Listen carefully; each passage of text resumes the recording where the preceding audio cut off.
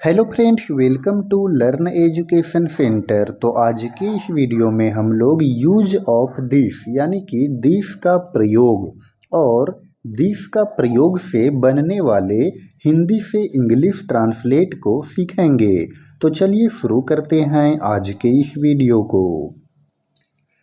तो सबसे पहले यहाँ पर हम जानेंगे कि आखिर हम दिस का प्रयोग कहाँ पर करेंगे। तो देखिए, यूज ऑफ दिस का प्रयोग तो जब किसी सेंटेंस में सब्जेक्ट यानी कि कर्ता या ऑब्जेक्ट यानी कि कर्म नज़दीक हो और एक वचन हो तो वहाँ दिस का प्रयोग होता है।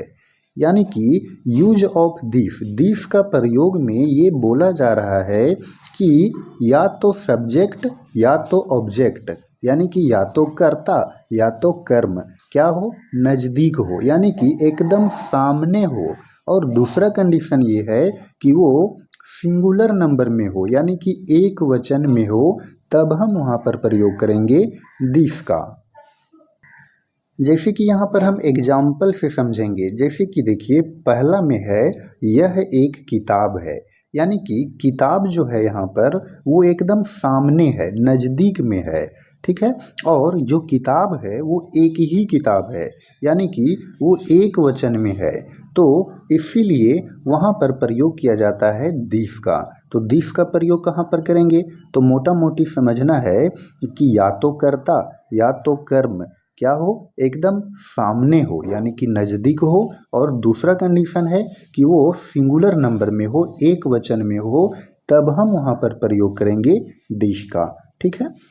अब देखिए इसका यूज ऑफ दिस, तो इसका जो एग्जाम्पल है वो क्या है, यह एक किताब है। तो इसका हम लोग हिंदी से इंग्लिश ट्रांसलेट कैसे बनाएंगे। देखिए, यह है तो यह का इंग्लिश होता है दिस, और दिस के साथ प्रयोग होता है इज हेल्पिंग वर्ब। तो यहाँ पर देखिए इज लगा दिए, दिस के साथ हमेशा इज का प्रयोग होगा।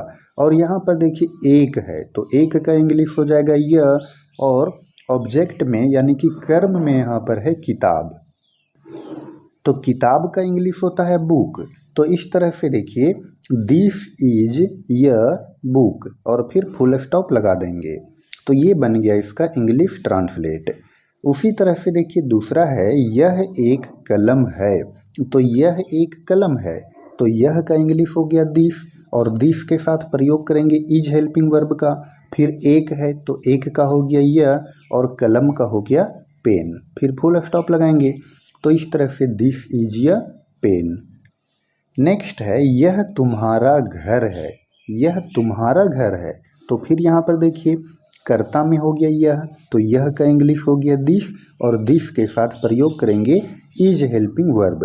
अब यहाँ पर देखिए तुम्हारा घर है, तो तुम्हारा का योर और घर का हाउस, और फिर फुल स्टॉप। तो इस तरह से दिस इज योर हाउस, यह तुम्हारा घर है। उसी तरह से नेक्स्ट है यह मेरा विद्यालय है, तो यह का इंग्लिश हो गया दिस, और दिस के साथ प्रयोग करेंगे इज हेल्पिंग वर्ब, और फिर मेरा, मेरा का हो गया माई, और विद्यालय का स्कूल। तो इस तरह से this is my school. Next है यह एक गाय है, तो यह का इंग्लिश हो गया दिस, और दिस के साथ प्रयोग करेंगे इज हेल्पिंग वर्ब, और एक का हो गया यह, और गाय का हो गया काउ। तो ट्रांसलेट बन गया दिस इज य काउ। नेक्स्ट है यह एक आम है, तो यह एक आम है, तो यह का इंग्लिश हो गया दिस, और दिस के साथ इज हेल्पिंग वर्ब लगेगा, और फिर जो है एक का हो गया य, और आम का हो गया मैंगो। तो दिस इज य मैंगो। नेक्स्ट है 7 में यह एक सेब है, तो यह एक सेब है। अब यहाँ देखिए यह का इंग्लिश हो गया दिस, और दिस के साथ प्रयोग करेंगे इज हेल्पिंग वर्ब, और फिर एक का इंग्लिश होता है यह, लेकिन यहाँ पर आयन लगा हुआ है, क्यों लगा हुआ है अभी बताते हैं। अब देखिए ऑब्जेक्ट में है सेब, तो सेब का इंग्लिश होता है एप्पल। अब यहाँ पर जो एप्पल है, तो एप्पल का जो फर्स्ट लेटर है ए है, ए क्या होता है, वोवेल लेटर। इंग्लिश अल्फ़ाबेट में 5 वोवेल लेटर होते हैं, ए ई आई ओ यू, उसमें से ए है यहाँ पर, तो वोवेल लेटर से शुरू होने वाले जो वर्ड होते हैं उसके पहले ए न लगा करके आयन लगाते हैं, तो इसीलिए यहाँ पर लगा है आयन। तो देखिए, दिस इज एन एप्पल, यह एक सेब है। नेक्स्ट है यह मेरा कुत्ता है, तो यह मेरा कुत्ता है, तो यह का इंग्लिश हो गया दिस, और दिस के साथ प्रयोग करेंगे इज हेल्पिंग वर्ब, और यहाँ पर है मेरा, तो मेरा का हो गया माई और कुत्ता का हो गया डॉग, और फुल स्टॉप लगाएंगे। तो यह मेरा कुत्ता है, इसका इंग्लिश ट्रांसलेट होगा दिस इज माई डॉग।